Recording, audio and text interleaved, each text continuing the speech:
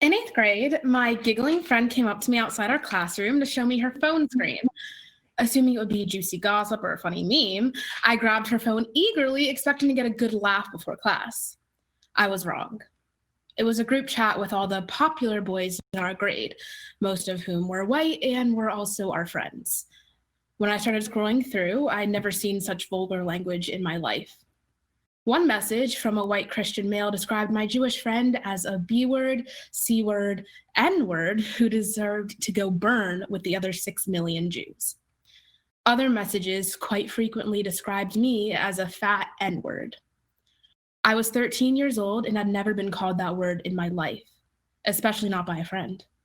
I realized, of course, that these boys never were my friends, and I reported their behavior to my Black principal immediately. It was difficult at first to speak up. Not only was I not white, but I also wasn't one of the guys. I was a girl, a Black girl. The boys in that group chat didn't respect me or care what I had to say. They felt entitled to spew racial slurs because they were confident they'd get away with it. This time they didn't.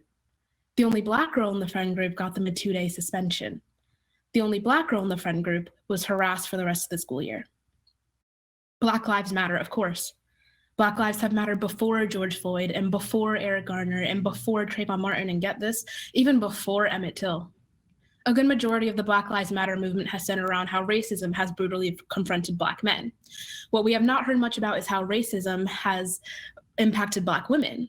Often missing from the conversation were the names of victims such as Eleanor Bumpus, Sandra Bland, and Breonna Taylor. Virtually forgotten were the stories of heroes like Fannie Lou Hamer and Ida B. Wells, who advocated for anti-lynching laws as thousands of Black men were victimized in the South, and Aisha Evans, who fearlessly confronted riot police during the uprising in Baton Rouge, protesting the police shootings of Alton Bell and Philando Castile.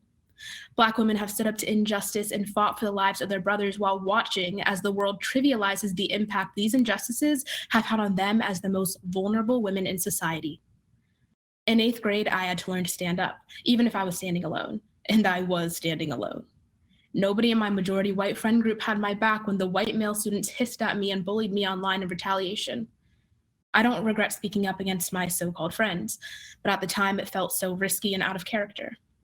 Today, I understand that my actions were completely in character. Black women have routinely stood up against injustice on all fronts, even if the history in the media doesn't reflect that. The Women's March was co-founded by Black women. The Me Too movement was started by Black women. A Black trans woman with a brick ignited the Stonewall riots for LGBTQ+ rights. Rosa Parks was arguably the most crucial catalyst of the civil rights movement, and I could go on. Black women have fought for everybody, but who's fighting for Black women? Did we go as hard for Breonna as we did for George? Who's appreciating Black women? Black male artists such as Kodak Black profit off of songs saying, "I don't want no Black B word." My 8th grade friends liked curves and textured hair and full lips, but did they ever like the way those looked on me? I'm just gonna say I'm kind of sick of hashtags. Sure, they can be helpful for spreading information and taking up virtual space, but I see too many young people reducing their activism to just a hashtag under a black screen. Like anyone, I've had a lot of time to myself this spring, so I decided I would take a stand and continue the legacy of Black women activists by starting a group at my school with 2 friends called Project Justice. We will partner with groups like Girl Up to give students an avenue to confront and challenge injustice wherever we see it. Black girls, if you haven't already, join me. Start your own clubs, apply for leadership in existing clubs, hold your administrations accountable, but whatever you do, make noise. You have an army of women behind you. We have a legacy to uphold, and the movement needs what you have to offer. People, especially middle and high school students, will try to tell Black girls, "You're being a snitch," or "You're being too extra." But what they really mean is you're being heard, and now they're intimidated.